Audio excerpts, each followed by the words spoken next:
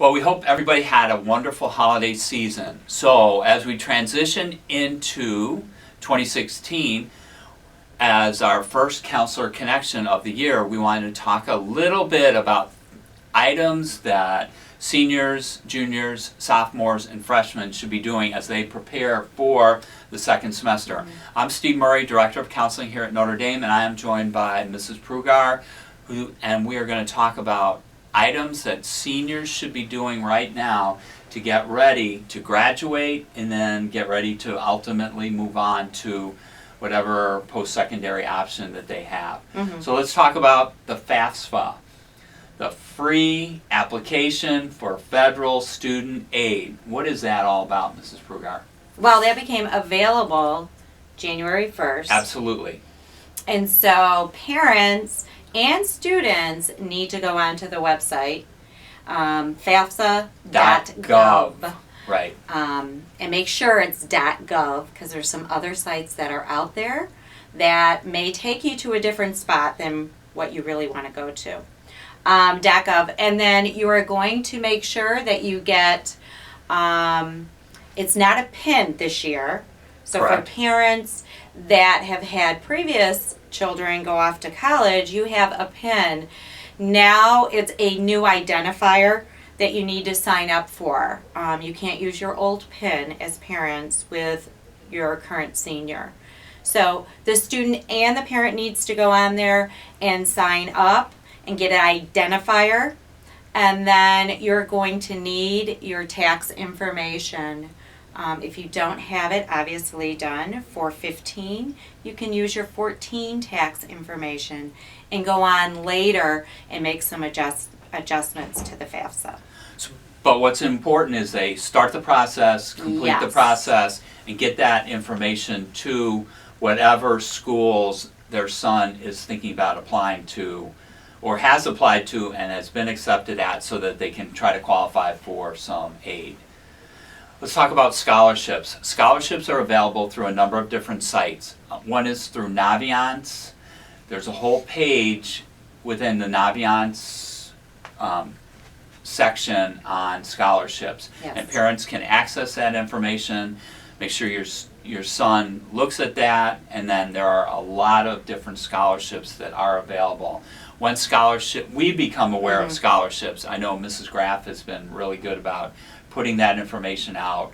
There are a number of scholarships, they have deadlines coming up, so be aware that scholarships are out there. They do have deadlines. Most of them require an essay and then some type of commitment and all that kind of stuff. So scholarship money is out there. But getting back to the FAFSA starts that whole financial aid process. So parents start that FAFSA form and then try to get that completed as soon as you can. As Mrs. Prugar said, the .gov is important. There are also numerous places where you can get free workshop help to complete the FAFSA. So if you have questions, contact your son's counselor, and then we can put you in touch with where there are free workshops. Okay, juniors. Juniors are going to meet. We're filming this in early January, so juniors are going to meet, and then standardized testing is coming up. Right.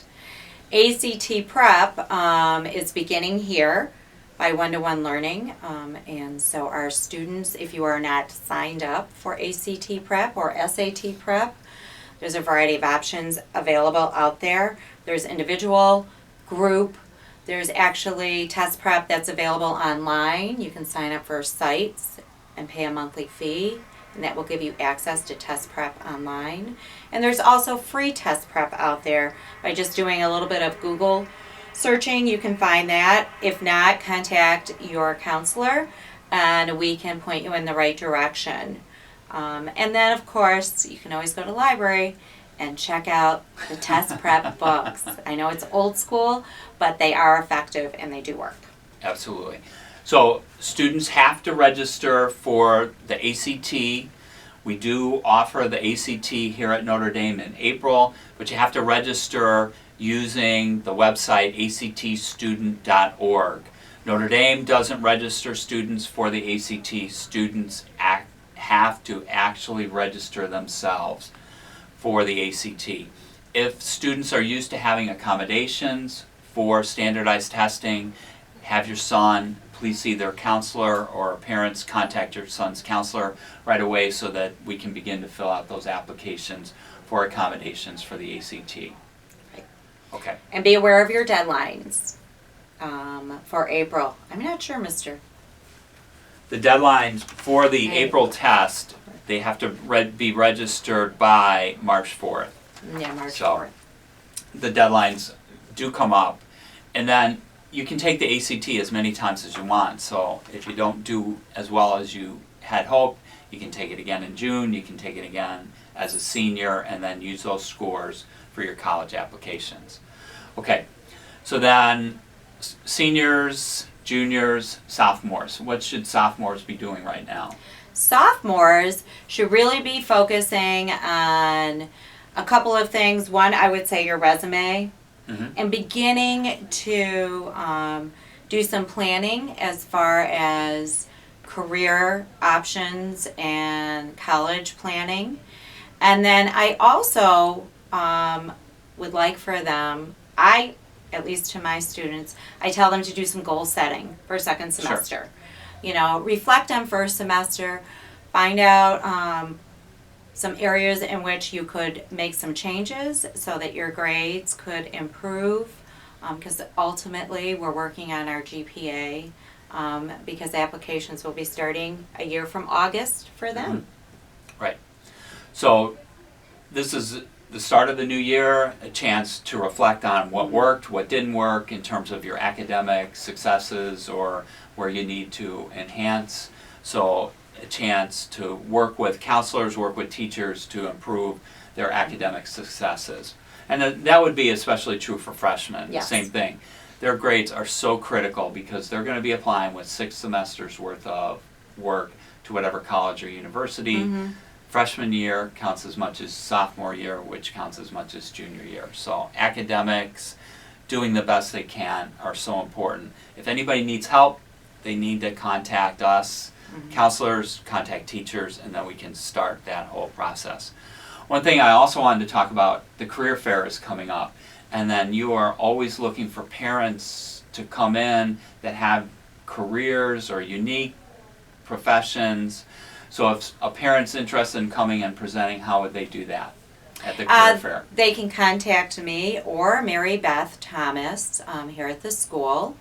And it would just require a few hours in the morning of February 23rd. Usually our presenters are out the door by 9:30, so that way you can get to your job and not be too late. But it's so valuable for our boys to be exposed to a variety of careers and hear firsthand from those in those professions what to expect in that type of career. So really, really would appreciate your help. And if you could volunteer a few hours, that would be great. That would be. And again, the date is February 23rd in the morning. People are out of here by 9:30, and then they can get to their jobs. But it is a wonderful experience, especially because many of our young men are thinking about a number of different careers, and that can help them identify, especially majors in the future or different colleges or universities that might have or don't have those specific majors that they might be looking for. So the career fair on February 23rd. So this has been our Counselor Connection. I hope you've enjoyed it. And if you do need any additional information about any of the topics that we talked about, please see your son's counselor or contact your son's counselor or their teachers. Thanks very much.